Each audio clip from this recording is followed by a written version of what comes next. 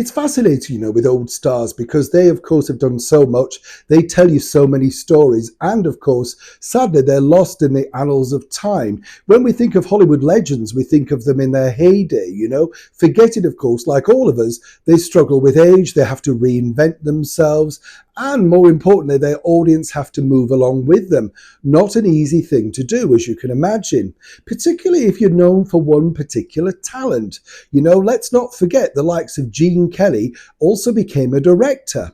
Now, Fred Astaire was slightly different because he was the dancer's dancers. Of course, basically making mega fame here in London with his sister Adele in the 1920s. While she went off to get married, he, of course, went over to Hollywood and conquered it, all thanks to the beautiful Ginger Rogers in all of those Fred and Ginger movies.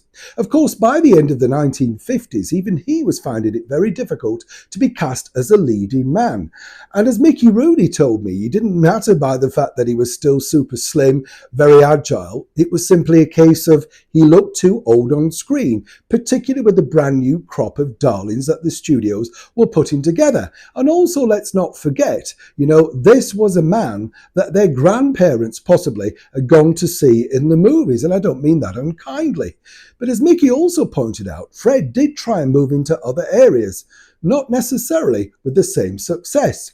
In the early 1960s, he signed a deal with ABC TV in the US, basically starring in his very first TV series. He had a bit of editorial control, and also it was a show that a little bit like an anthology thing where you had comedy and drama. But the cast list, as Mickey pointed out, was pretty amazing. Let me explain.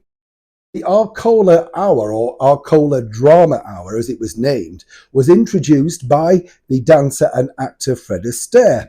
It was, as I say, an anthology series presented in a new 60-minute standalone story each week, alternating between drama and comedy.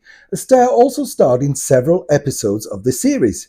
Now, Mickey Rooney pointed out that basically they said, whoever you can get in the show. So Fred got out his black book and was able to persuade the likes of John Wayne, Charlton Heston, James Stewart, James Caan, Robert Redford, Mickey Rooney aforementioned, Lee Marvin, Telly Savalas, Ed Asner, and so many people. It debuted on the 10th of October 1961, and the series often featured powerful stories about painful or controversial subjects. Standout episodes include Blues for the Hanging, The Town's Budget, The Boy Who Wasn't Wanted, and The Girl with a Glow. The series was produced at Revue Studios in Hollywood. Sadly, though, by 1963, after two good series, times were changing, and it didn't matter that Fred had been a major Hollywood star. ABC decided to let him go. Fred tried to get it reproduced independently himself and thought about setting up his own production company. But this is Hollywood, and this is the 1960s.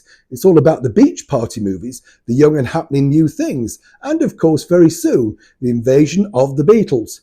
Proving, as we often say here on the show so many times, that time literally waits for no one, even if you are the dynamic, mega-talented Fred Astaire. Neil Sean in the very heart of London.